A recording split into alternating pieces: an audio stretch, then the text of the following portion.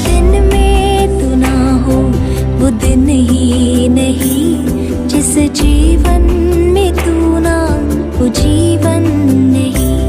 व्यवस्था विवरण 26 अध्याय का 8 और 9 वचन।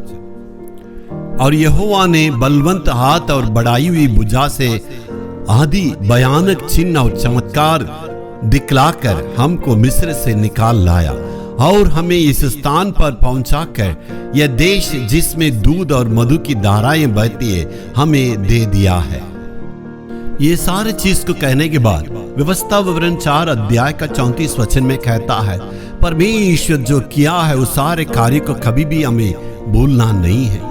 परमेश्वर ने उन 7 बड़े बड़े जातियां जो भयानक थे उनके लिए प्रभु लड़के उन जातियों को बहाया और सारी यात्रा में उनको सुरक्षित करके लाया।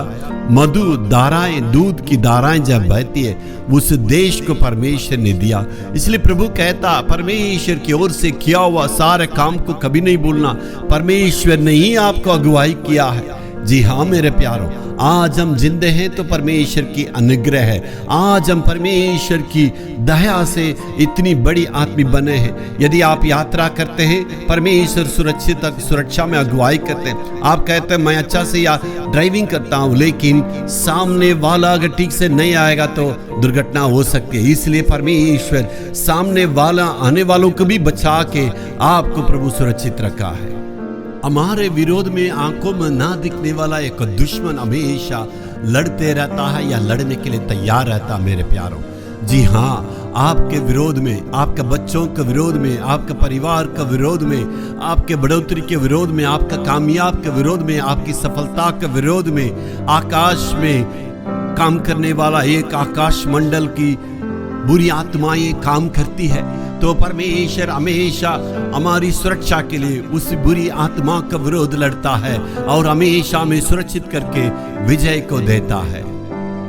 लूका रचित सुसमाचार 10 अध्याय का 14 वचन में लिखा है, मैं तुम्हें शैतान की सारी कामों को ऊपर, उसकी गतिविधियों पर अधिकार देता हूं। जी हाँ मेरे प्यारों, शैतान के विरोध परमेश्वर में अधिकार दिया है। शैतान जो कुछ लाने के लिए चाहता, परेशानियां, मुसीबतें, दुर्घटनाएं और हमारा परिवार के विरोध में, हमारे बच्चों के विरोध में, हमारे काम का विरोध में, हमारे सेवा का विरोध में, समाज में चारों तरफ में सतावट को लाना चाहता, परमेश्वर कहता सांप और बिच्छू को रोंद डालने के अधिकार मैं तुम्हें देता हूं। कोई भी तुम पर हानि नहीं पहुंचाएगा। परमेश्वर में रक्षा करने वाला प्रभु है। वो हमेशा रक्षा करके हमें संभालते, आशीष देने वाला। Hallelujah, hallelujah.